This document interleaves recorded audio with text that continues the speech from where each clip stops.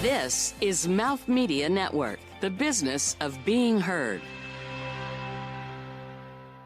If anyone is looking for me, I'll be over there. Way over there. Nowhere close to this disappointment. Because, really, this is a disappointment. I came here looking for fun, for comedy, to have a laugh. But this is like opening a smartly wrapped Christmas gift and finding a greasy, stinky turkey leg from 1982. And not even a good turkey. That was the year Aunt Carol got one from that truck on the side of I-80 9 days before Thanksgiving. Yeah, that kind of disappointment. So, thanks for the gift. This is Funny People Talking.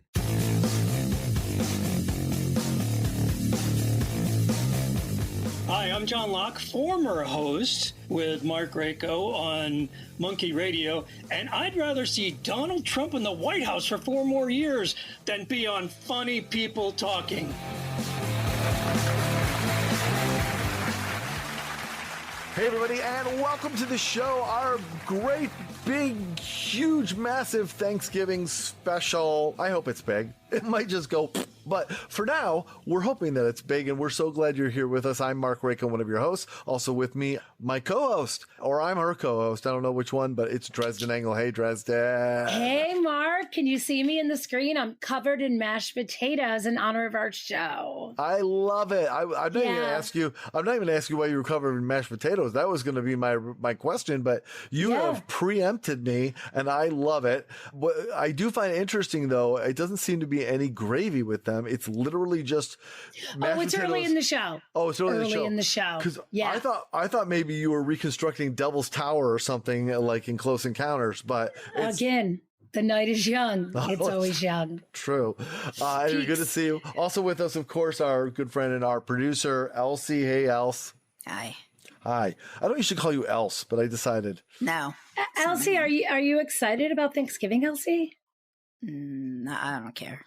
I'm of the frame of mind I can eat that stuff whenever I want. I'm thankful all the time, so I don't need to pick a day. I do it every day. Boom! She said that's good. Good. There you go. And by the way, also on the show today is our guest. So we don't have a guest per se like we usually do, although we may hear from a few people who may stop by from time to time. We'll see how it goes. Like it does on Thanksgiving. You never know who might just drop by and enjoy the holiday with you. But it is one of my closest friends. He actually officiated my wedding. We've done so much improv and theater and film together. And of course, we did Monkey Radio with Marc together, the podcast that preceded this. It is my good friend and quite a gentleman who apparently is playing with scissors or has horrible. But he's not running. Or at possibly least he's not running. Horrible ADD. It's John Locke. John, it's so great to have you on the mic again, buddy. Welcome. Yeah. It's really nice to be back with you and Elsie, and I think we're going to have fun. It's nice to be with Dresden as well. Thank you for Same here, sir. Thank you for asking me. Awesome. I'm sorry I'm not wearing my mask today, but I think we're socially distancing, aren't we? I would just wish you were wearing your mask so I didn't have to see the whole face. No, I'm sorry. Don't cry. Don't cry.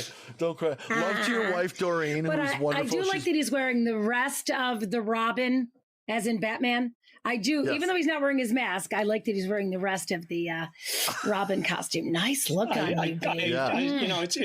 It's part of my sleepwear, to be honest with you, Dresden. Garanimals. Yeah. Yes, are those compression tights? Well,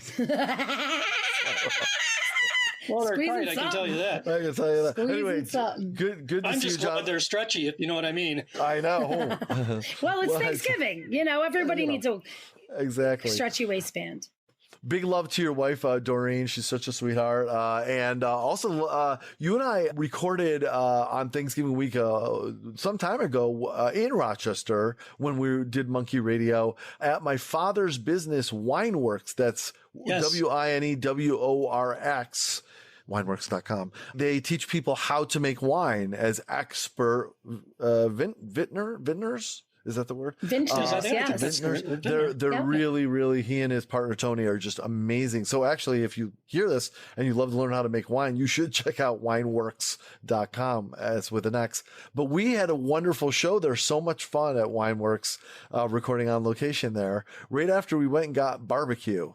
I just remember that going and getting barbecue and then recording a show, which goes against anything I have ever done in performance. I do not eat beforehand. That was the one time I ate before I did a show or performed or anything. And it's funny because I watch people, does this happen for you, Dresden? Like, I watch people like down big greasy cheeseburgers before they go and do a theater production. And I just don't understand that in any way. That would kill me.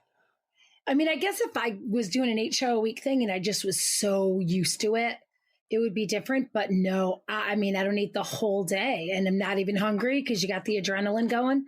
But then afterwards, Mama needs her chicken fingers. Oh, yeah, absolutely. Anyway, great to see you, John. John, let's start the show, shall we? Elsie, tell me to no, how about John? Tell me to start the show. All right, Mark. Start the show. Okay.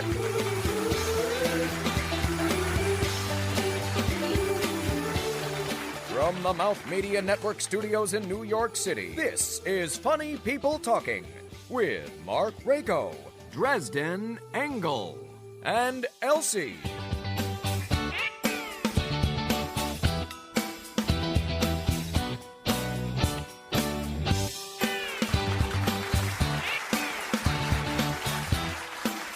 All right, a super quick, why take Thanksgiving off? Let's just get this out of the way really quick. Every episode of this show, John, we pay tribute to Tina Fey, praying to the comedy gods in hopes that she will join us on this show. It could be a drive-by, a postcard, be a guest on the show, send us a pizza, maybe tacos, it doesn't matter, even barbecue. We pray to the comedy gods. We're going to do that real quick. If you'd like to join in, please feel free, and then we'll send that into the universe.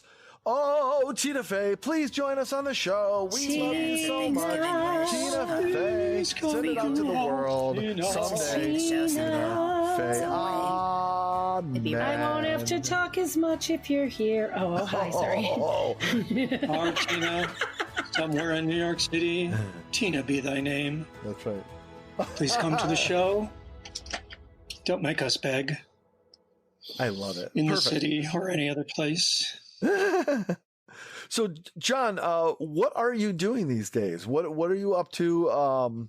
During your career, you worked in television, and then you had moved to New York, or not moved, but you stayed part-time in New York City for a while, kind of pursuing acting after you retired from TV. And what are you doing now? How are you spending your time? I am just, I guess I'm retired. You're retired. I'm retired. Gotcha. And I spend part of my day. Jealous. I spend part of my day driving school children to school in a legal yellow bus. So, Just, okay. In a bus, not a van. I don't, hey, kid, you want to ride to school? Oh, my God. No, it's a school bus. Oh. It's a yellow school bus, and Yeah. I'd like to point out we're not in the improv part of the episode yet. That's real. So John, what's it like actually on a serious note with schools having been closed, and are you busing kids now? Mm-hmm. And what's that like for you, given the fact, all kidding aside, that not all kids are super disciplined about wearing masks or being clean just by nature of being kids? How does that connect with you in terms of your own safety and protecting the other kids to be safe? The kids have been phenomenal as far as wearing a mask. They know they have to wear a mask when they're on the bus, and they wear their masks when they're on the bus. And they have assigned seats and they stay in their seats. They take it very seriously, and it makes my job a lot easier. Nice. But once they get off the bus, my mask comes off and I'm like, yeah, we all do that. But they're very good. Do you have to clean the bus yourself and everything and disinfect it and all that stuff? Yeah, I do. I have to do it 2 to 3 times every time every day. And then they do what they call a deep cleaning at the end of the day. So these buses are really clean. And my hands are red and raw from scrubbing so much. Yeah. I'm glad you added that last part on there. That's anyway, sorry. You wanted me to stop it? My hands are red and raw. Yeah, just right there. Maybe not, given that what we're talking about is There's terrible. so many things I want to say, and I'm not going to. I know. No, I think we said them, Dresden. I feel we've implied them perfectly well. So, John, do you ever have the urge to get back into acting, or do you miss doing improv or acting or any of that stuff, or shooting films, or? Honestly, no, I don't. Yeah. I decided to, I guess you could say, give it up, take a break, whatever. And once I made the decision, I was comfortable with it, and I'm okay with that. I had opportunities given to me that a lot of people wish they could have had, and I feel fortunate that I was able to pursue things. And some things didn't work out, and some things did, but everything's okay now. What a beautiful attitude about it all. That's fantastic. What's an example of something that was wow, I got to do that? Since it's the Thanksgiving show. Going to New York City and trying to break into acting. I did a lot of background work, met a lot of very wonderfully positive people. Cool. I walked by Dennis, God, this is what happens when you get old. Miller, Hopper, Leary. Franz. Dennis Miller. No, not Dennis Miller. The Menace. Doesn't matter. I don't know any more Dennises. Quaid. I was on a Law and Order one time and walked by what's his name, Maloney. Christopher Maloney. And they tell you don't talk to the actors because you're just background actors. Well, what could I do? He was right there in front of me, and I went, "Hey, how you doing?" He goes, "Oh, okay." And I walked by him, and I was like a little squirrel girl. I was like,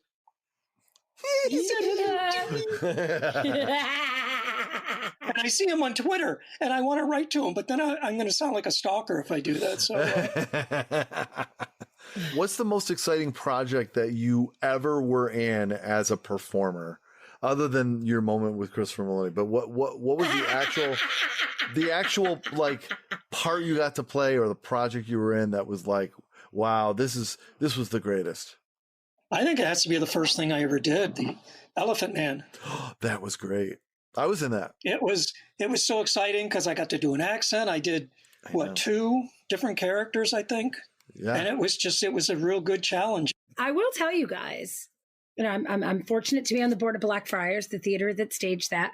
But that cast, the two of you, that cast is legend for how good that show was. It was great. It's up there. There's like certain shows that Rochester doesn't forget, and that was one of them, guys. Should be very proud. Thank you. Well, I'll tell you, that's one of the things I'm most proud of as an actor was my performance in that. But I have to tell you, sorry, everybody, this is going to be a little, in on the joke, if you will, in terms of Rochester theater. But Fred Nuremberg and Stephen Cohen, who played the Doctor and the Elephant Man, were, in my opinion, at the top of their game in that show. They really brought it. It was beautifully. Wasn't Marcy Gamson the director of that, if I remember correctly?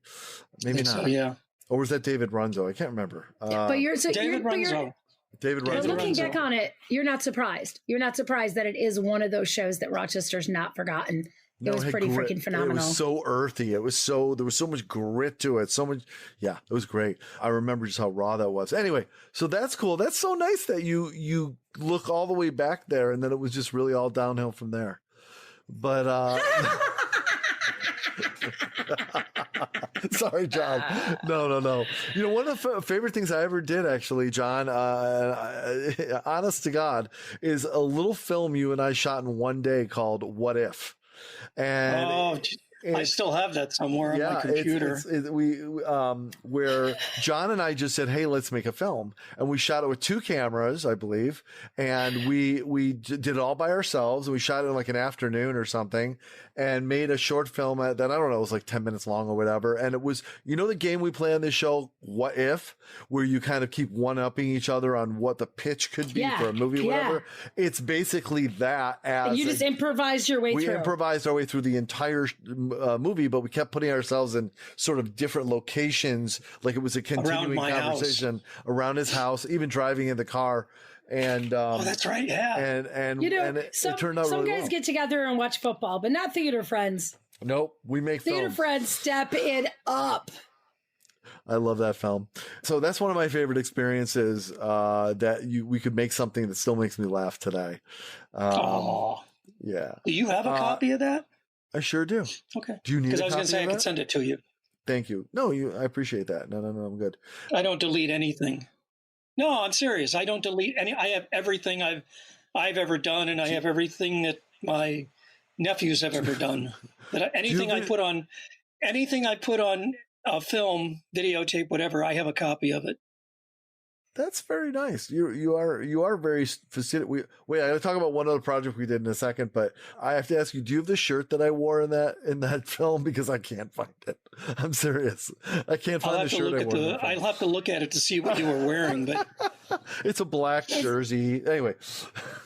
Was it he gave me the shirt off my back. He gave me the shirt off my back to do that film. I know, right? I did. I would really like to see it. The other project John and I did that just came to mind is we did a wonderful little commercial parody.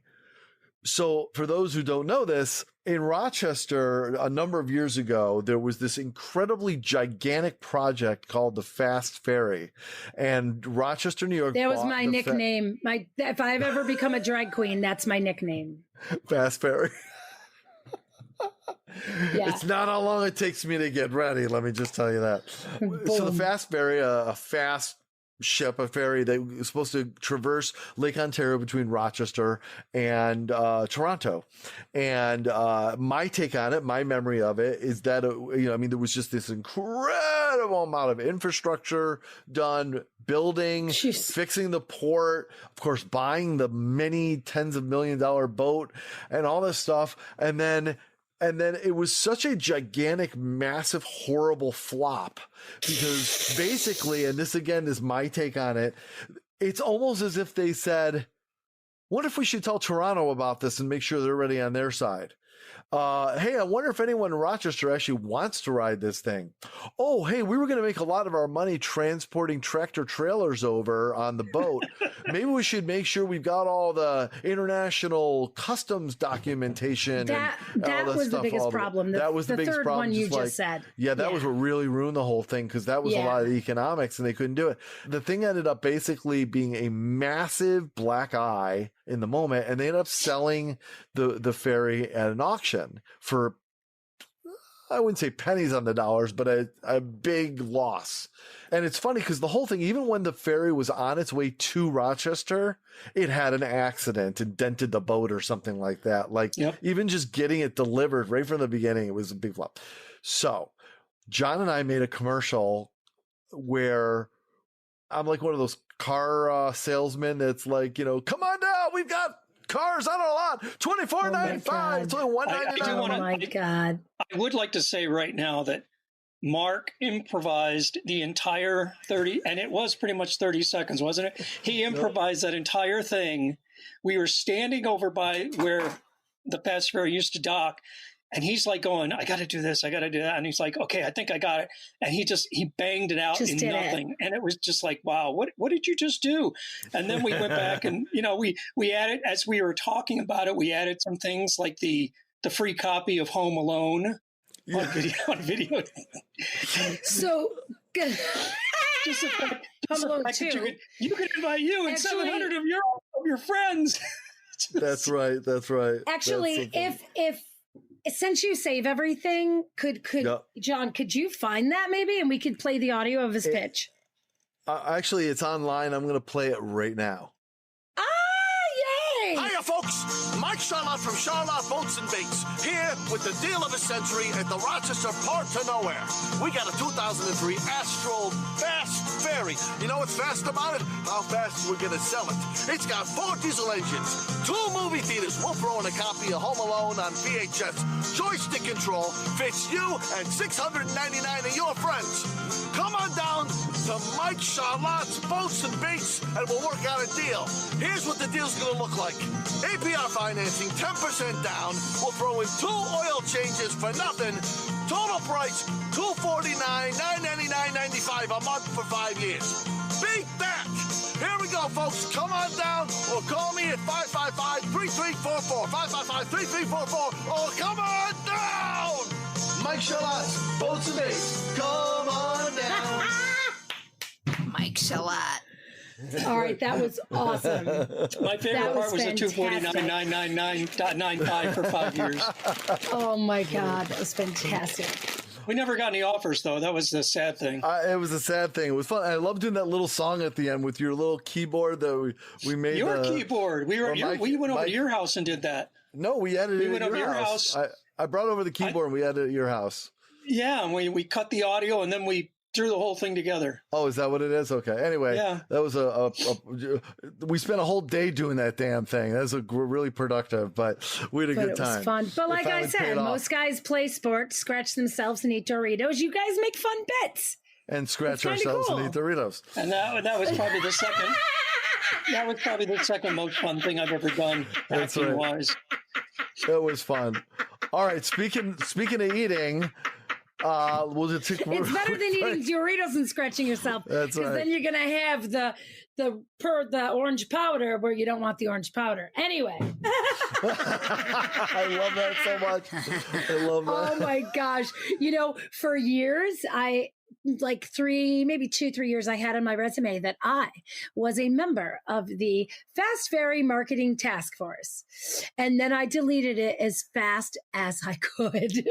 Oh, really? Oh my gosh. Yeah, were you a part of that? Oh, it was a proud moment for a whole year. I didn't realize that you were a part of that. Now I feel bad for what I just said. I wasn't part of that. I had been chair of Visit Rochester and, different tourism efforts in Rochester. So I was involved that way. I took it many times. I took travel writers back and forth from Toronto. I did a lot to promote it, as an ambassador of Rochester when I was working at a museum here. So that's it. It really would have been great because a lot of people said, but Rochester and Toronto are so close. That drive is grueling. It is a grueling drive. So it would have been great, guys. Every time I take my boat out on Lake Ontario, I think of it. So I did get to ride it once. It was very nice. Yeah, I got to ride it nice. Once. And when we arrived in Rochester, there was this one guy who tried to speed his way around everybody else to get through customs. Well, guess what? They told him to pull over to the side. And they started taking apart his car, and we drove up and we said, "Hi, how you doing?" And it was great because we were home in 10 minutes. Wow! Oh my God! It was nice. I wish it would have worked. But Mark, if you go to YouTube and you do youtube.com/user/logoman57, it's there. Oh, Why are you Logoman57? When I worked at the TV station, I used to spend a lot of nights, 2, 3 in the morning, making logos. Oh, cool. What TV station were you at, John? Channel 10. How did I not know this? I don't know. I was an engineer. I was behind the scenes. I wasn't. Cool. But someone gave me the nickname Logo Man, and the 57 is the year I was born. So. Do you still work at the Blue Cross Arena, John? No, I don't. Not anymore. For years, John. I retired right before COVID hit, so my timing was perfect on that. What did you do there for Dresden's and Elsie's edification? I work with the television production crew. Cool. When someone scored a goal, someone had a penalty, it was my responsibility to type it in, make sure there were no errors, which never happened. Never. Ever. And when did you leave? You just stopped doing it? Yeah, just a couple of years ago. Perfect timing, like you said. Part of my retirement. Anyway, we're going to take a quick break. When we come back, it's going to be a special edition of End of Show Food, but because it's not at the end of the show, it's middle of show food or beginning of show food. It's not at the end, though.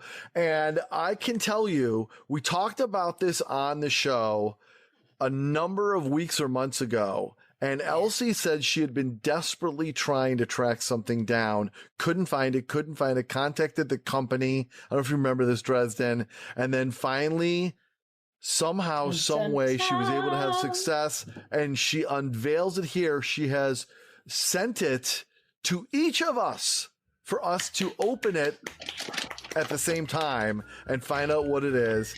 So we're going to do that as soon as we come back. What is it? What is it?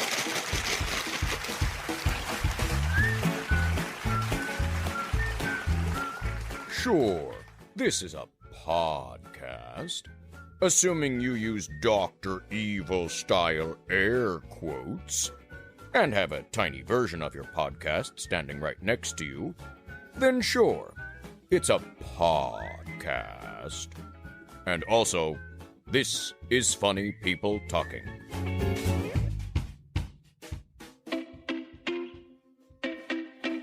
Every business has at least one big pivotal moment. The moment when you say, okay, we're at this turning point, so then what? I'm Lahari Neal Peretti, founder of LN Accounting Advisor. I hope you'll join me each week on my podcast, Then What, as we talk with successful business leaders who push past their business's biggest then what moments and succeed in an even bigger way because of effective leadership and solid business practices. It's inspiring and deeply useful information for any entrepreneur. Subscribe to Then What on Apple Podcasts, Spotify, and wherever you find the best podcasts. She loves bacon, she's cantankerous, and her cat's an adjustment. She's the producer, it's Elsie. It's time for middle of show food, I guess, with Elsie. Middle of show food. Woohoo! Elsie, you are so excited about this because this is our Thanksgiving show, and you promised that this was a Thanksgiving themed treat that's hard to find, or it was hard at least I at the can't time. even think of what it's going to be. And what's really scary is Dresden and I have no idea what she did. All right. Yeah. So should we open our packages? I'm thinking Hence the something surprise. cranberry. What are you thinking, John? Gummy bears. Gummy bears? Okay. Turkey gummy bears. All right. I have no idea, Turkey honestly. flavored gummy bears? It's like Christmas. It's like, all right. All right. Are you ready? Are we ready? Elsie, are you ready to rock? I got to give a little shout out here. Okay. I got some suspense I haven't looked building. at the package yet. I have cool. some So- suspense. All right. Elsie. All right, just to recap, for those who haven't listened to it or maybe missed the episode, go back and listen to it. But I'm just going to give you the little lowdown of I was trying to get this thing that I read about and heard about and whatever, and I went back and forth between these two entities. One was the store, one was the manufacturer, and everyone was like, "We don't have it, not my fault." You know, oh, you got to call them. Oh no, you got to call them. Blah blah, back and forth, back and forth. So I was very, disgruntled and crabby about it because I really wanted to do this thing, and I wanted everyone to be able to partake in it. So I'd like to point out on a scale of Elsie, I want to point out that Elsie perceived herself as being particularly disgruntled and crabby. So can you imagine the level of crabbiness that was? Right, Elsie? Yeah. Okay. So, So anyhow, I told some people here and there that I was on the hunt because I saw them on like Amazon.com for like $15 a pop, and I was like, no. And then I saw them on eBay, but the thing was they hadn't even supposedly been released yet. I don't know how these people got Should them. have done So a I'm fun assuming. starter. Well, I was assuming they were pilfered from the by the employees, and then that's who was posting them and selling them and what have you. So anyway, I have this. One of the things that was online was that there was only one vendor that was supposed to have it, and I'm not going to say their name because I don't want to be that way, but supposedly the vendor was the only one that supposedly carried this product, and I happen to know someone sort of kind of in California, so did the outreach. Friend of a friend, moving on. They used to be part of this company. So I just want to give a big shout out. Thank you to David in California for procuring this item that it was so difficult and et cetera. So yeah, I think that's important to do. All right. So everyone get the package out. Okay. Now open it now? Yeah. You're going to open it on 1, 2, 3, go. Wow! Turkey, dinner, candy, corn. Wow. It's kind of scary in a way. Roasted So, turkey. All right, talk about this. So I guess the the food is out of the bag as to one of the companies, I suppose, because so this is the turkey dinner candy corn. There's flavors: green bean, roasted turkey, cranberry sauce, ginger glazed carrot, sweet potato pie, and stuffing. So, so if you open them up. Open them up. Oh no, there's not a key. I'm afraid to eat roasted turkey. I'm scared to eat They smell like candy. They smell like candy corn. But there's Yes, they do. okay. So I'm gonna do a layout here. There's a red one, which I'm guessing is cranberry. There's a green one, which is green beans. But there's 3 different yellows. Oh, there is. There's a yellow and white. There's a yellow, brown, and white, and there's a yellow and orange and white. So you got to make sure you have those. The green beans taste like something green, yes. So we're going to taste different? Are we going to do, so you're just going to eat them in one out? They kind of look like my father's teeth, actually. Do we need to eat them in an order, Elsie, or are we just... Yeah, that's what I was going to do, but whatever. Okay, go ahead. What do you want me to eat first? All right, Elsie, I'll do it. Talk us through, babe. So, all right. I'm worried they all taste the same. So, well, they look different. All right, so let's do the obvious ones. We'll do the green beans. So, ready? 1, 2, 3, go.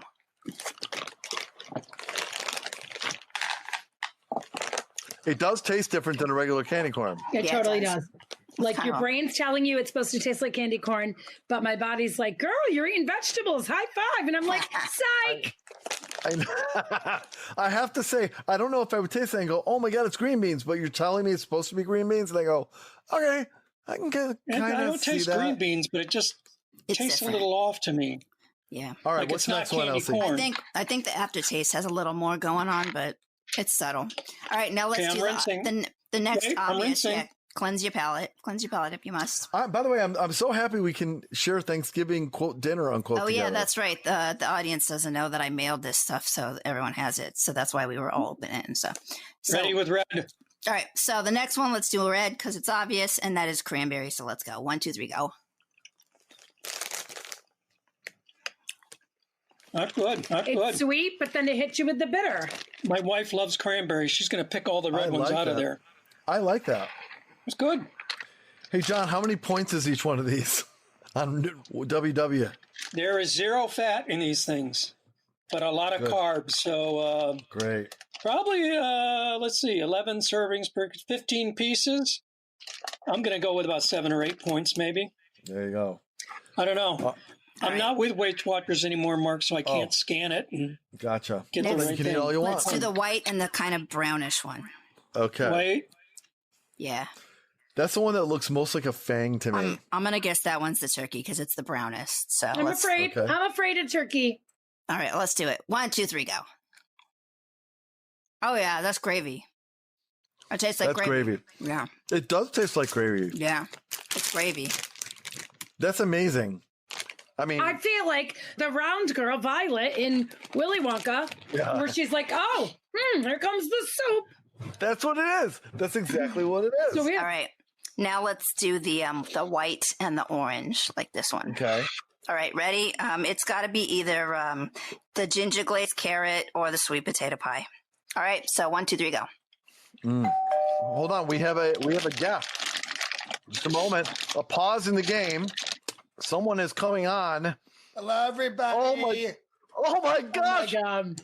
It's President Donald Trump. President for life. President for life. Welcome, Mr. President. Happy Thanksgiving, sir. Happy Thanksgiving. I'm doing my Show No Mercy tour. I'm reaching out to everybody and letting you know I'll be suing anyone who didn't vote for me. And I just want to wish everyone a happy Thanksgiving. Oh, my God. Wow. Thank you very much for stopping by. How are you holding up there all bunkered in the White House? Well, I feel fantastic. We have a beautiful wall around the White House, which Mexico paid for, which I'm very happy about. No radical leftist Antifas are going to be climbing that thing. Believe me, it just got 10 feet taller when I was talking. Absolutely incredible. And are you going to? I'm going to win just because 5 million more people voted for Joe Biden. He's not going to be president. It's going to oh be. My We're gosh. working. We have our best people. We have Rudy. We have Rudy, who's like me, a stable genius. Not as stable, but very stable. Mr. President. Fake news in the back. Go ahead, sweetie. Sir, I'm calling about your asking about your press conference. How is it that you thought it was going to be at the Shishi Four Seasons, but instead it was in a parking lot? Well, we saved a lot of money. We saved a lot of money because I'm smart, because I'm always saving money. So we were helping a small business on the outskirts of Philadelphia, which the liberals would never do. They would be at some very, very expensive hotel, and it's sad. It's sad. And I think that wonderful crematorium is doing very well, and the corn place is doing outstanding. They're giving out free hand jobs, from what I understand. So I think it's great. Mr. President, question, sir. You promised that the COVID pandemic would be over on Election Day. Would you like to comment on that, please? I didn't mean this election day. I meant the next one, 2024. It'll be long gone. Long gone. Mr. President, how will you be celebrating Thanksgiving, and what will you be giving thanks for? Well, I'll be going down to the beautiful Mar-a-Lago, which is probably the nicest club in the entire United States. And I want to let everyone know who's listening to funny people talking right now, our usual initiation is $250,000. But if you were watching this show today, I'm knocking off $25. $25. It's a huge savings. We have an incredible Thanksgiving dinner there every year, and all the big world leaders and big business people stop by, and it's very well attended, very well attended. And we have great food, tremendous food, fantastic food. We love when people come down there. I call it the Winter White House, the Winter White House. It's a wonderful job, wonderful job. Well, Mr. President, we so appreciate you taking the time to stop by. You helped us launch this show, our very first episode, and we've never forgotten it. And your ratings are going to be through the roof. This will probably be the highest rated episode ever. And from here on down, it's pretty much for sure like skiing. It's downhill. All right, sir. Well, we wish you a very happy Thanksgiving, and good luck with everything, and good luck with prison and all that. So. Oh, it's going to be great. I'll be the model prisoner. Believe me. It's going to be fantastic. Thank all right, you, everybody. Sir. Thanks for having me, and have a great Thanksgiving. By the way, I made it possible to say Happy Thanksgiving. The liberals, they made it illegal. But I rolled that law back, so you can say Happy Thanksgiving and Merry Christmas now without having to go to jail. Not having to go to jail. Stay up. Thanks. Thank you very much. All right. Oh, we have another visitor, actually. We have another visitor. It's just nonstop. Wow. Who is it? It's Eliza Kingsbury. Hey, Eliza funny people. Kingsbury, comedian Eliza Kingsbury. Wow. Hey, thanks for stopping by, Eliza. Oh, I'm feeling so thankful to be here. Good. How are you? It was so great to have you recently on the show. By the way, Eliza, this is John Locke, who I used to host the original version of this show with, and he's stopped by to join in the fun. This is Eliza Kingsbury. She's a really brilliant comedian and writer. Hello. Nice Hi. to meet you. I was so successful on this show, I'm living in a basement now. This is my room here. You can see all the pipes and everything. It's got a minimalist edge, I would say. Yeah. Yep. So how have you been doing, Eliza, since we last talked with you? Has anything exciting happened? Oh, I do know something. She does have something actually, Elsie told me about this the other day. What is it, Elsie? She's got a little something for people to be watching soon that's really good. Yeah. Have you seen the teasers? It's like, oh my gosh. Yeah. By the way, it's going to seem like when someone comes on the Tonight Show because they've got a new movie out or something. So, Eliza's come on stop by the show to tease her new thing. But all kidding aside, what's going on, Eliza? Oh, well, I've got another music parody video coming out, and it's called Country Gal. It's kind of poking fun at country music going pop and like no longer really being country music. So Thank you. Thank you. Yeah, it had to be done. So, of course. So, are you mocking Gwen Stefani by any chance? Oh my gosh, so many. I mean, I just watched the CMAs last night, and it's really, the landscape of country music has really, really changed. I don't personally have a problem with it because I love pop music, but I just think it's fun to poke fun at. But yeah, it's a little Carrie Underwood and pop meets country artists like that. Awesome. So, yeah, that'll be coming out on the 20th, right before Thanksgiving. Cool. Yeah. There you go. Well, this week. Perfect timing. Is it an original? Is it an original song or a Yeah. parody of an existing? No, it's completely original song. So I'm really excited for you to see it. Whoa. Oh, yay! Where is it going to debut? On YouTube and Instagram. Yeah. Awesome. All right. Fabulous. Put it in your I know, calendar, put it in folks. calendar. How will Eliza Kingsbury be spending Thanksgiving this year, and how is it different from any other year? Thanksgiving is definitely one of my favorite holidays. I love food. I love food in general, and any holiday that is centered around food, I am running to get there. I guess this year it's just going to be me and my husband. We're not going to be seeing anybody else, but we will, of course, be tuning into the parade. That is like a must. Have to see the parade. I'm so happy they're still doing it this year. Yeah, that should be pretty interesting. Although it's an interesting set of choices of what Broadway shows they're featuring in a family-friendly parade. Yeah, because Ain't Too Proud is drugs and wife beating. Oh my gosh. Mean Girls is being mean to each other. And Hamilton is, Hamilton. No one doesn't know what Hamilton is. I mean, shooting someone, killing them, it's all good. And then, Jagged Little Pill. Yeah, pills. Oh. So basically, it's the Don't Be Like Them parade. Yeah. Probably, I guess. So that's kind of crazy, but some dark themes is appropriate for 2020, I guess. There you go. All right. Exactly. Yep. You summed it up. We're summing up our year.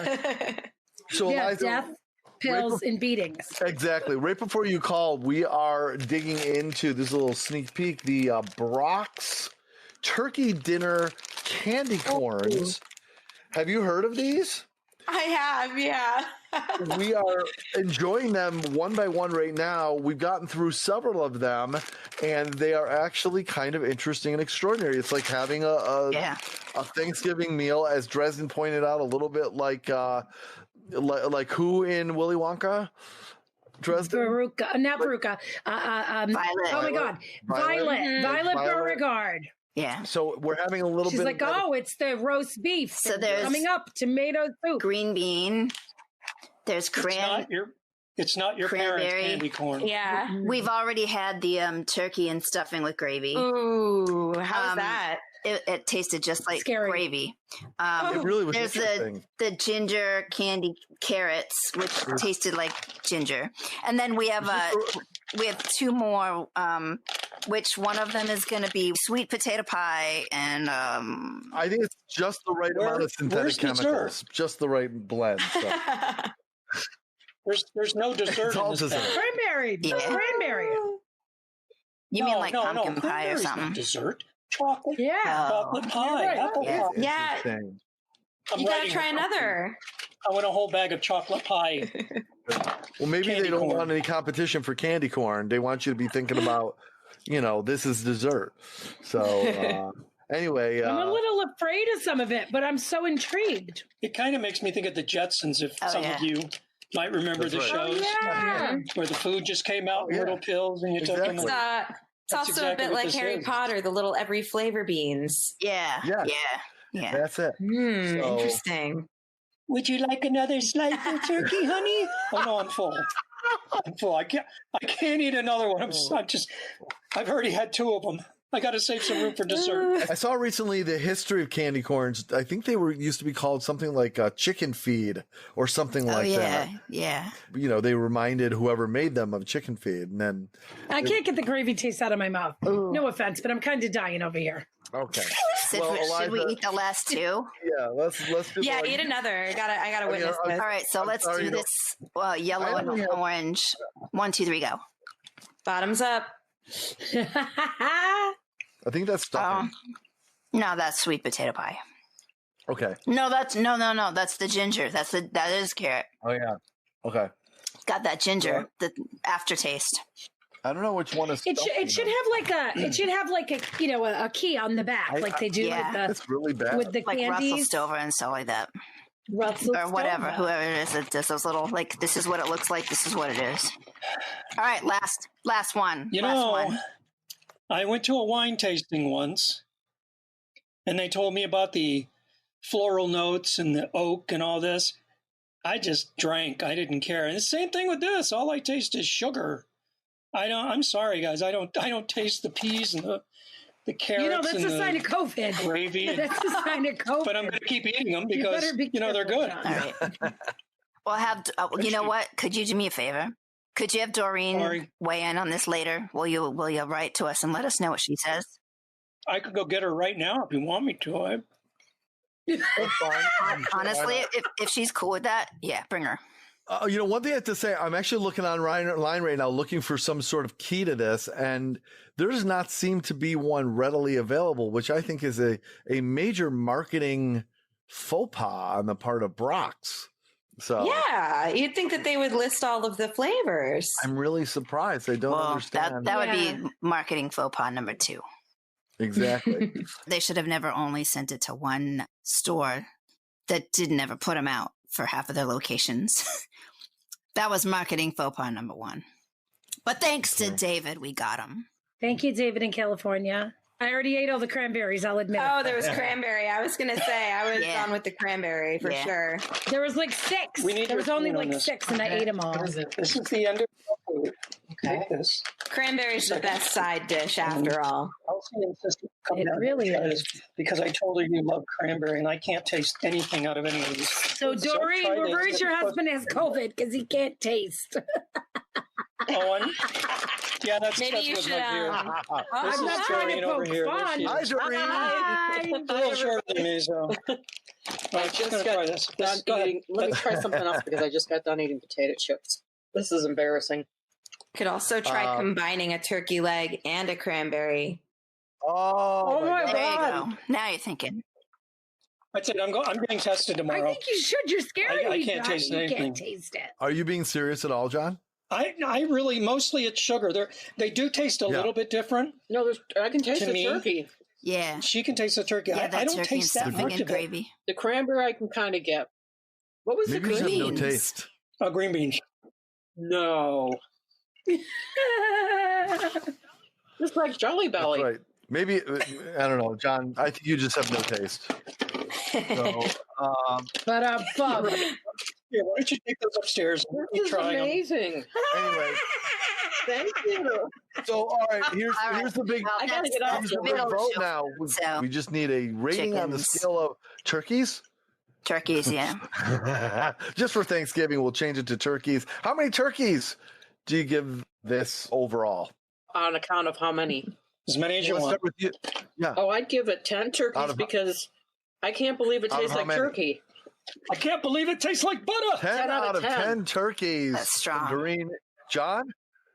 Well, I know what we're doing for Thanksgiving. This is for Thanksgiving. We have our dinner right here. I'll lay it out on a plate. Oh my God! For me, nice meeting you all, Doreen. I guess I'm getting my. Oh, he's taking out my ears. Okay, Doreen. bye. Bye. How many chickens turkeys? Excuse me. Do you give this? Just because I can't taste them doesn't mean they don't taste bad. I give them a 7.369. Gotcha. Yeah, okay. out of 10. Dresden, how many turkeys do you give the Brock's turkey dinner candy corns? Well, I'm in public relations and I was about to answer, but since you said Brock's, and I don't want to publicly insult a brand, I am a picky eater and I'm a little freaked out. So I'm going to be chicken instead of turkey and not weigh in. Oh my God. Have an opinion. I loved it and I can't wait to share it with people, but I'm a wimp. So, and I guess Elsie. Yeah, I was wondering when you're going to get my name. I got to say the green beans, not so much. Didn't taste like green beans. But the ginger carrot did. The turkey and gravy for sure did. The cranberry was a little there. It was light. It was cool. And then the sweet potato, not so much potatoey, but I did taste some spice stuff going on. So that being said, it was fun. I'm glad David found these and discovered them and sent them to us because that was amazing. So I'm going to give it, out of 72 turkeys, I think I'm going to give it like a 65. Wow. 65. I'm going to have a little bit of a different approach to this. I love that, Elsie. I'm going to give this an 89 turkeys out of 101. And the reason that I'm going to do that is because, first of all, the rating system is because this is just odd. So I don't feel that I can have a normal rating system. It has to be like 101 or something, right? And the second thing is I will say that I was very impressed with the turkey and gravy one. I mean, I really just wow. Yeah. I think this is less about how amazing these taste and more about the experience and fun that it creates. Yeah. And for me, the experience and fun of it was 101 out of 101. Yes. Okay. I'm with you on that. And the taste was, a couple of them I was like, it just tastes like some assortment of chemicals that my brain, like reading the Zodiac, is going to say, oh, well, that was because of that. You know, it's like I decided to taste like that because it's supposed to taste like this. That's what it tastes like. But to me, I think it was a combination of some were not even close and some were amazing. So that's where the negative 12 points comes from, but 89 out of 101, but still lots of fun. And I want to thank Elsie. And we got to share it for our virtual Thanksgiving podcast. Really great. I am thrilled that you did this. Thank you so much. Thank you to you and that guy, David, and anyone else who was involved in the procurement of this. It was not easy. And I will tell you, my wife and I have looked everywhere for these and we cannot find them. So, it is, I mean, you'd think they would be everywhere, but maybe it's legitimately like they needed to only roll out so many and see how they hit before they mass produce them. But the thing is if you're going to advertise it everywhere on the planet and people are going to want them, you got to have it. Maybe it's on purpose. Who knows? Maybe they're like, let's shortchange people this year, and next year everybody will want it, and then we'll really give it to them. Who knows? But like a Cadbury egg that's only available twice a year. Exactly. So, well, thank you, Elsie. That was awesome. No problem. All right, we're gonna take a quick break, and when we come back, we're gonna round it all out with a nice improv game that's perfect for our friend John Locke. Right after this.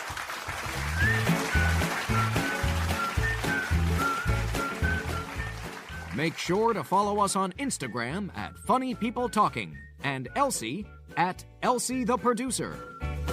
And please, for the love of all that is holy, subscribe to the show and leave us a damn review and a really, really good rating on iTunes. Pretty please? Thank you.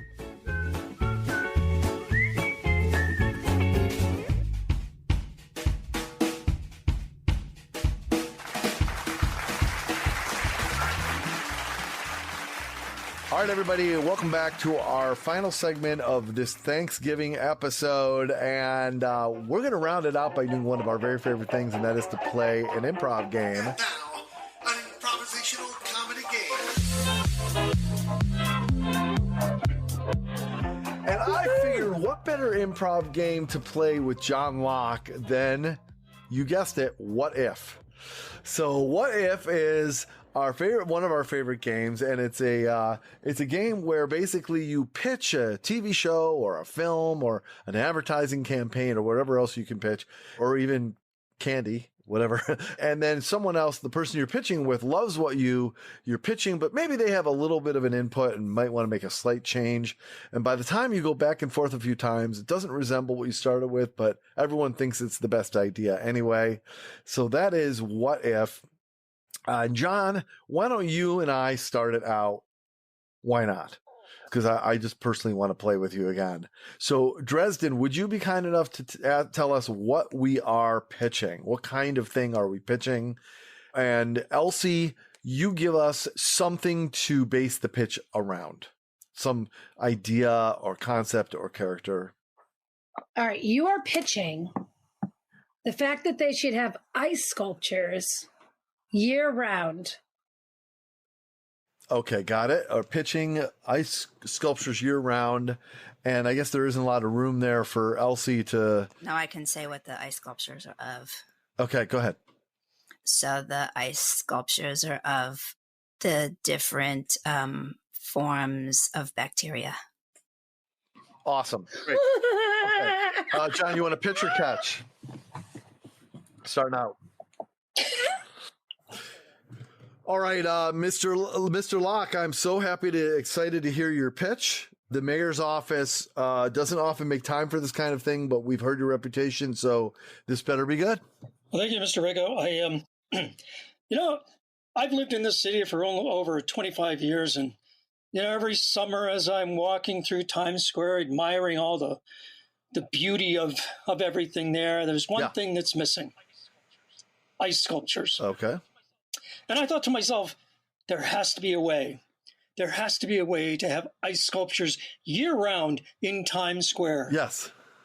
And I thought, what a beautiful thing it would be to see these ice sculptures in the middle of summer, the heat of July, and everybody just looking at that going, I feel so cool and refreshed right now.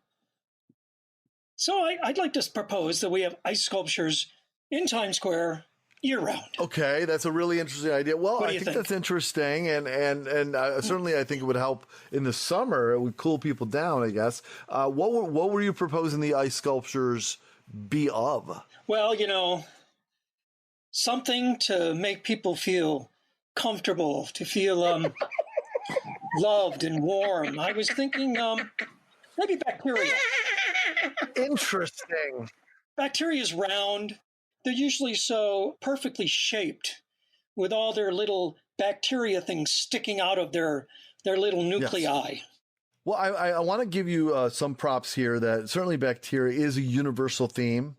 It's something we can all understand, and I like that. I do want to say that I think given the pandemic, this may be a sensitive issue right now, and I'm afraid that whatever little tourism we do have coming into Times Square, this could be a small deterrent.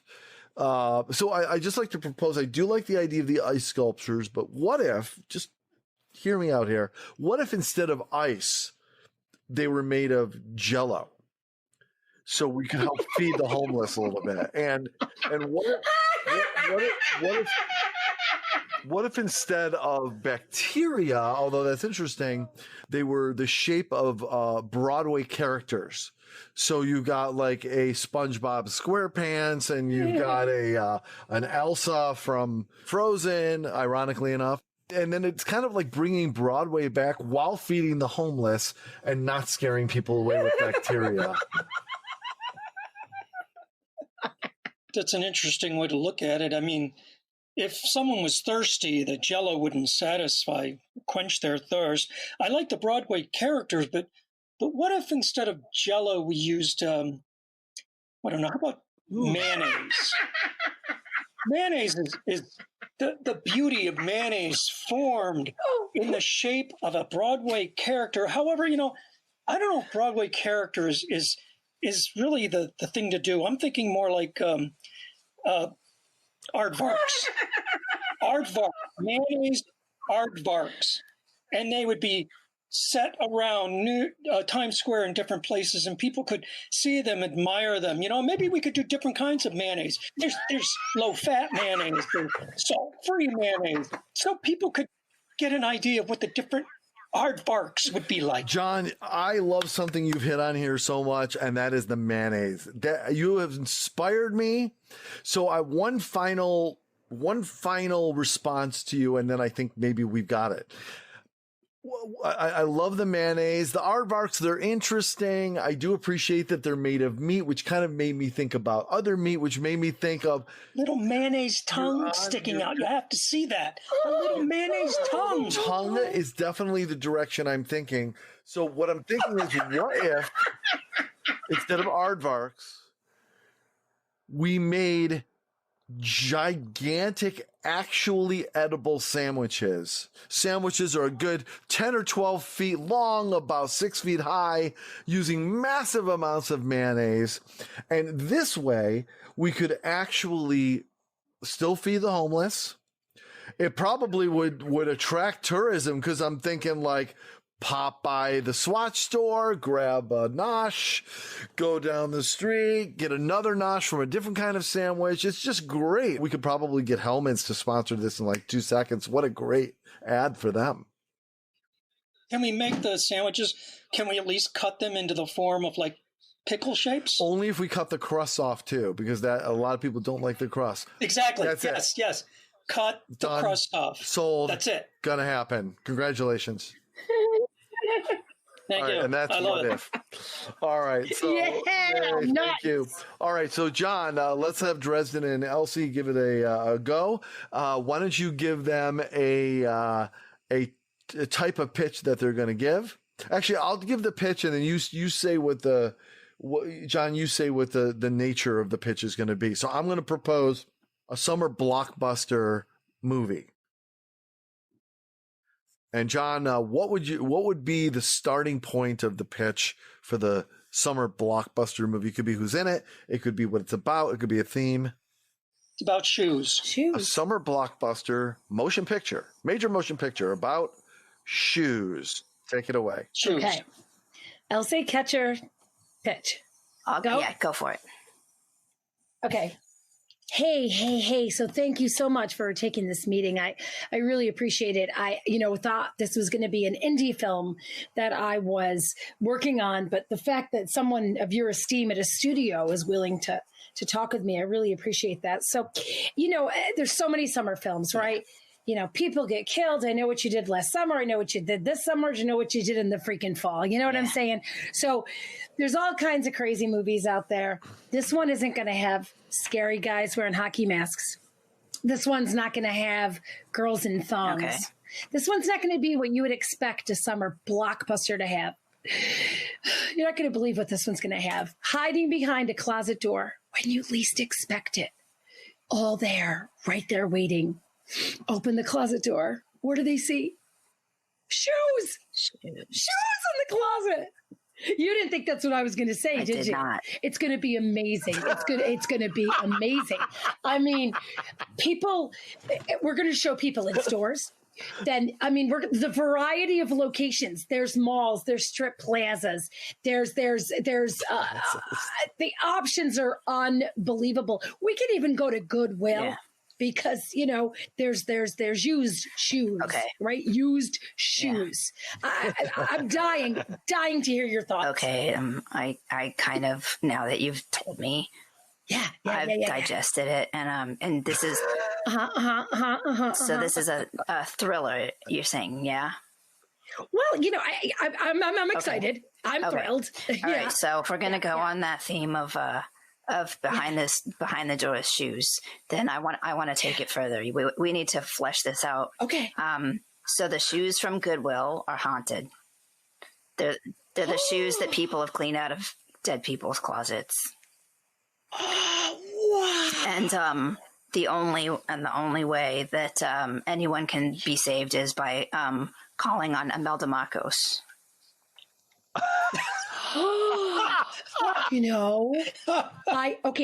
Okay. Do you mind if I riff? If I pick up what you're throwing down, studio executive lady? Of course. Some people, Gen Z, millennial, might not know Imelda Marcos, but they know the ghost of Payless Shoe Source. The ghost of Payless Shoe Source, because it's no longer with us. Yeah. So we could have all kinds of shoe-related ghosts. Okay. The options are endless, right? Yeah. There's maybe last year's sneaker. It's like unbelievable. The Michael Jordans that were seconds, sold at the warehouse sale. Yeah. Right? Okay. So I'm liking that idea. But in addition to adding the ghost of Payless, I think maybe what we need to do is maybe throw in, because I'm an 80s girl, we throw in some 80s fashions that could be the ghost of, like the ghost of the tube top. Okay. Right? Yeah. So the ghost of the tube and top. Shoulder pads. And shoulder pads. That's right. And then we bring back the women like Aunt Becky, who wore the tube top. Okay. And now where are they now? Hallmark show before they got kicked off, right? So the ghost of the tube top can travel with us. What are your thoughts? I understand that we've got all these different kinds of ghosts and different eras of ghosts and different possibilities for. I know you say people may not know the Imelda Marcos connection, but we still need the savior. Otherwise it's just ghosts. So that's, I'm the hero. And it makes it a little ethnic. So we've got the Imelda Marcos for the old, the older generation, but we need a younger generation hero, like savior. Like who's going to save? Like we can't just have ghosts running for the whole. There's no. Oh my God, Kardashians save So the the arc day. in the story is going to be the Marcos and Kardashians together again, or together for the first time. Is this it? Are you feeling it like I'm feeling it? You feeling it? I'm pretty sure that this is a possibility, and it's going to strike gold for everybody involved, especially since ghosts don't require payment. Oh my God, you're a genius. I'll have a script to you by morning. Thank you. Sounds good. It's a deal. Shake on it. And beautiful. Well done. Very funny. I love it. The Ghost of Imelda Marcos. That's so funny. Oh my God. It made me think of when I was a kid. I used to get these things. And John, I wonder, you're a little bit older than me, but I'm wondering if you got Kid Power sneakers. They were sneakers that had like a storyline behind them. So there were like comics that would like come with the sneakers, almost like Bazooka Joe comics. Yeah. And you kind of got to know the characters and stuff. This is going to hurt me to say this, but I think my kids knew about those, but not me. Yeah, but it's not like you're old enough to be my father. It's okay. I mean, you're old, but I'm not that old. Anyway, that was great. What if? Oh, I love playing What If with you, John Locke. That's so much fun. What a great. I like playing with you too, Mark. And I wanted to make a mayonnaise joke about Broadway being white, except for Hamilton. Oh, hey, we have another visitor just in time before we end the show. Who could it be? Who is it? It's me, Danielle Beckman. Danielle Beckman, our former co-host, Danielle and Dresden. I don't know if you two have met or not, but not directly. We haven't met directly, but we have a mutual friend, Jillian Severin. We've got that Rochester That's so connection. Funny. That was amazing when she said, "You're not going to believe this. She was in my wedding." Yeah, and she's in mine. That's so crazy. And it was fate. I love it. Danielle, by the way, this is John, my very good friend, John Locke. You may remember him from my wedding. He was the officiant at the wedding. How about the three of us have a support group? The Marc Greco co-host support group. I know, because John was my co-host. What do you think? Yeah. What do you think, guys? We'd have to meet daily. We'd have to meet daily. Yeah, I'll write you in the chat. That's great. Perfect. Ever since I left as co-host, I had trouble. Just talking to people. I thought you were going to say how good your life was now that after you finally left. So, by the way, speaking of a good life, Danielle has not only departed our show, very sadly, even though we have the gift of Dresden, but you are not even in New York City anymore. No, well, remember, I went to Mars. That's right. You did go to Mars. Yes, that's true. Don't forget that. That's right. Mars, also known as...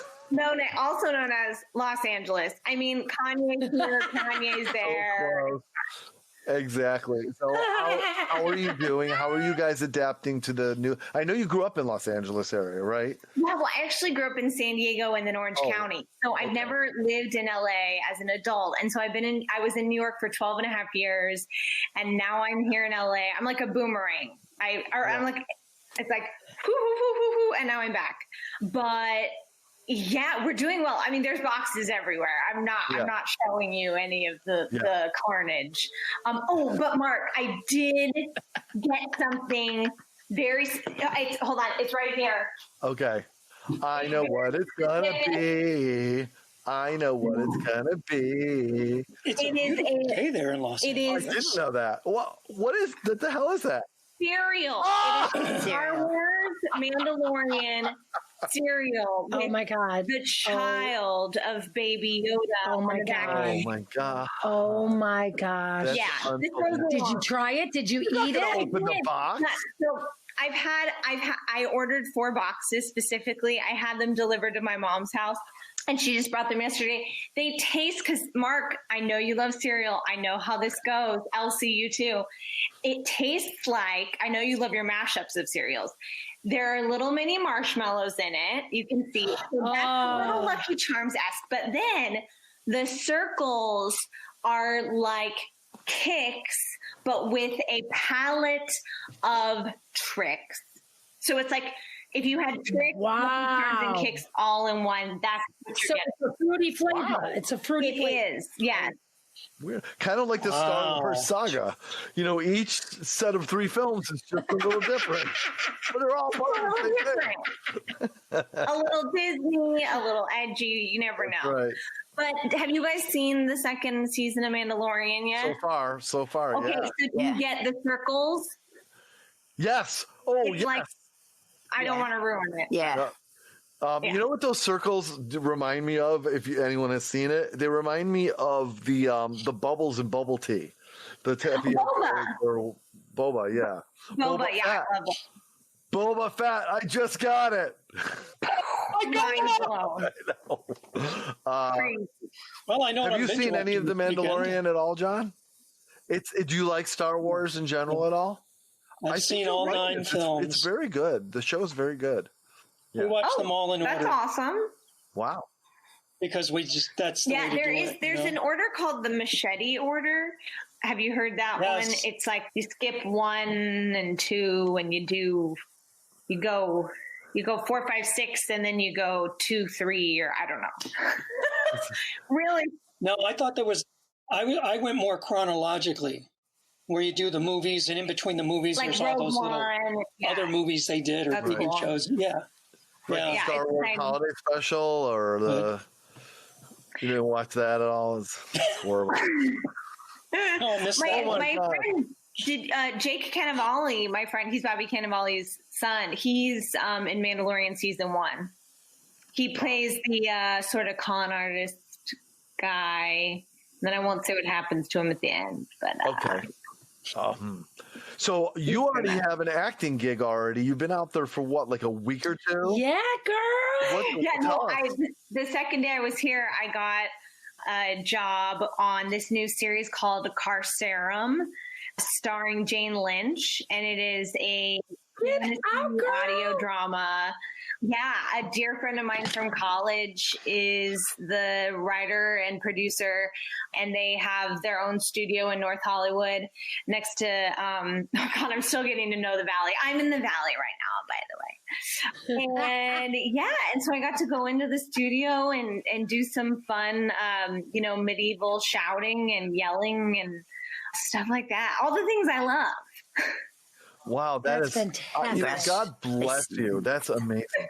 Is it a one-time role, or will you be recurring? Well, so the thing is because it's I was in the 20th episode, so they're only at episode 10 right now with releasing. But they used my natural voice for this, so there's a chance that I could come back as a different character or something like that. But it was just really nice to have a SAG job my first week. Oh my God, that's amazing! And with Jane Lynch. Oh, I know. Well, yeah, she's amazing. So amazing. Oh, well, it's on. You can download the pod. It's anywhere podcasts are found. Actually, they're creating it more like an audio drama and like storytelling more so than a podcast. Wow. But yeah, it's CARCERCEM, Carcerum. Is it an episodic where it's a continuing story like Limetown or whatever? It is. And it's really well done. Like, it's very well done. I'm very proud of the work that they're doing. Yay! Nice job. Congratulations, Danielle. That's what we miss you. I miss you. Do you want to know what? Do you want to know what our end of show food or middle of show food was for our special Thanksgiving episode? Oh my God! I do. Oh, almost. Okay, you got to tell her because I just think that. Turkey bitter cutie corn? No, get out. Okay, did anyone give it the full chicken? Doreen did. Doreen, John's wife. Yeah, John's wife gave it 10 out of 10. Wow. Yep. We had mostly strong. She loved it. Strong ratings, but it was dependent for different reasons. And we also we did a special rating system on a scale of turkeys for this one, just so you know. Makes sense. I should have known. No, of course, but it was good. They're not easy to find, but they were really interesting to try. So, wow. So I really wish you had been able to be a part of this one because it just was such an experience. It's okay. I have my Mandalorian cereal. I'm jealous. I got to describe anyway, and so that was a wild card. So it was great. I'm very jealous. How is your husband Timothy doing? Your husband, of course, new husband Timothy. Does he have a job out in LA at this point? Is he? Yeah. His job. He got greenlit to work from anywhere. So my God. Yeah, that's why we could come here. So yeah, we're in an apartment that's like 350 more square feet than our last apartment. We have our second bedroom converted into our production company and our studio, and we're ready for a pug. We're really ready for a pug. Oh, I bet you are. A pug. Yes, I'm a pug mama. Do it. Wait, Dresden, do you have a pug? Yes, and I would never be without a pug my whole life. Oh my God, this is the perfect co-host replacement. I don't know. Yes. No, Mark knows the pug thing. Like, it's a big deal. It's a big deal. That is so sweet. So my mom had a rescue pug named Lululemon, and she just passed. But growing up, we had a pug named Pepper, and we are ready. Timothy and I are going to be ready soon here to get our pug. We already named it. It's going to be named Seaweed. But wait, Seaweed is going to be spelled C.Weed because the pug will be named Constantine Weed. So really, the pug is more fulfilling an existing destiny, that's already been set out for them, kind of like royalty. You're just gonna do your life, right? Okay. Yes. Well, we were thinking of naming it Admiral Constantine or Constantina Weed, and maybe for short calling him or her Addie, like, oh, come here, Addie, or come here, Seaweed. And people are like, oh, Addie, that's so cute. What does that stand for? Addison? No, that stands for Admiral Constantine Weed, you jerk. Oh my God. Show respect. One more quick thing from me, Danielle. I have to ask you. I love it. I know. Did you see the coffee cup that I texted you the other day? Oh my God. Yeah, Mark, I glazed by it, but I barely looked at it because my brain has been so good. It's from Star Trek Voyager, one of Danielle's favorite things in the world, Catherine Janeway, a coffee cup that says, drink Janeway's replicated coffee, the finest organic suspension ever devised. I beat the Borg with it. I guess if you're really a Trekker, you totally get that and appreciate that. But Captain Janeway often had a cup of coffee in her hand, so this is kind of fun. I know how much you love Captain Janeway, and I love that she's winking too. Yeah. Well, yeah, and Kate Mulgrew and I, our whole saga where she's followed me all around the Upper West Side. Remember that whole thing? That's right, exactly. I know she's the best. She beats the Borg. It's true. And that hairstyle, though, we can never get over it. Never can get over it. Of course, she's coming back with a new Janeway animated series. You know that, right? So that's going to be pretty neat. Yes, I did see that. So, all right. Well, I can't tell you what a thrill it is to have you back for a few minutes here, Danielle. Thank you for taking time to catch us. By the way, Ray, what a great way to finish this episode with a visit from Danielle, of all people. So happy Thanksgiving. Your first Thanksgiving as a married couple. I hope you find some joy with it. Will you be able to spend it with your parents given COVID and everything? We just got our COVID tests. We got them back negative. We're good to go. And I saw my mom yesterday, but we're trying to play it really safe. If we get together, we're not doing traditional Thanksgiving. We're going to do a shrimp boil. Of course. Sounds good. Oh Why wouldn't you? Which is short for Sabatoy Bolyanovsky. Yes. Thank you for laughing because I'm like, oh my God, I said that. Yeah, right. Just fell out. That one just fell out of you. All right. Well, Danielle Beckman, Mademoiselle Danielle, thank you for stopping by. You're welcome anytime. Of course, this is home to you, and very glad to see you. Continue good luck. I hope it keeps being like the first couple days in LA for you out there. Yeah, work it. Already told you before that you're going to end up. Things are going to happen for you out there. There's going to be huge. Destined for big question things. in my mind. No question. Thank you, Mark. All right. Thank you, guys. Happy Thanksgiving. Happy Thanksgiving. Thank you guys so much. Happy Thanksgiving. Bye-bye. See you later. Bye. Hi, Danielle. Well, I think that's a perfect point in time for us to conclude our Thanksgiving episode. I want to give a big thanks to President Donald Trump, John D. Domenico, Yes, wow. Eliza Kingsbury, and, That was amazing. Of course, Daniel Beckman for dropping by quite unexpectedly to our Thanksgiving celebration. Thank you, Elsie, for the wonderful end of show food. And That was amazing, too. And huge, massive, gargantuan, giant-sized thanks to our very dear friend, John Locke. Thank you, John, for Yay, John. spending the time with us. It was so nice to be on the show with you. Mark, always a pleasure. Feels like home. Anytime. Feels like home. All right. Well, that's it for this episode of Funny People Talking, everybody, for John Locke. And Mark Grego. And Elsie. And Dresden. Bye, everybody. Happy Thanksgiving. Happy Thanksgiving. We love you. I'm Marc Rako. Have a great day, everybody, and happy Thanksgiving, and stay funny. Bye-bye. That's it? That's the end of the show? Boy, oh boy, what a crock. This was Funny People Talking. No portion of the content may be reproduced or published without the strict written permission of the producers. Connect with our show at Funny People Talking or at our website, funnypeopletalking.com. I'm your announcer, Peter Coleman. Thanks for listening.